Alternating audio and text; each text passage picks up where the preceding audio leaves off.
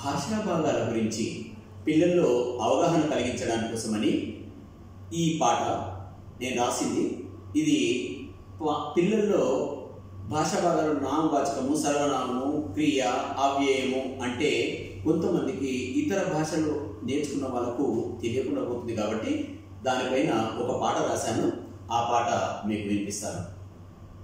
తెలుగు భాష మన మాతృభాష, తెలుగు భాష అక్షరాలు 56, తెలుగు భాష అక్షరాలు 56, అచ్చులు హల్లులు పై అక్షరాలు కలిసి తెలుగు భాష అక్షరాలు 56. ఆ నుండి అవ్వరకు అచ్చులు 16, కా నుండి రా వరకు హల్లులు 37. ఆ నుండి అవ్వరకు అచ్చులు 16, కా నుండి రా వరకు హల్లులు 37. సున్నార సున్న విసర్గాక్షరాలు 3.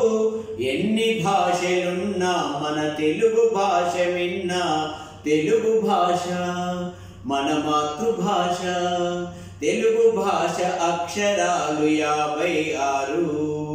తెలుగు భాషకున్న వంట భాగాలైదు, తెలియజెప్పి వివరించి ముందుకు సాగు. కొన్ని నామవాచకాలు, కొన్ని సర్వనామాలు, విశేషణం అవ్యయం, క్రియలు 2 రకాలు. తెలుగు భాష మన మాతృభాష, తెలుగు భాష అక్షరాలు 56.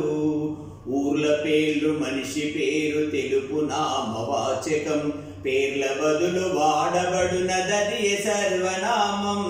రంగు రూపు రుచి భేదము తెలుపునది విశేషణం, రంగు రూపు రుచి భేదము తెలుపునది విశేషణం. లింగవచన విభక్తులు లేని అవ్యయాలు. తెలుగు భాష మన మాతృభాష, తెలుగు భాష అక్షరాలు 56.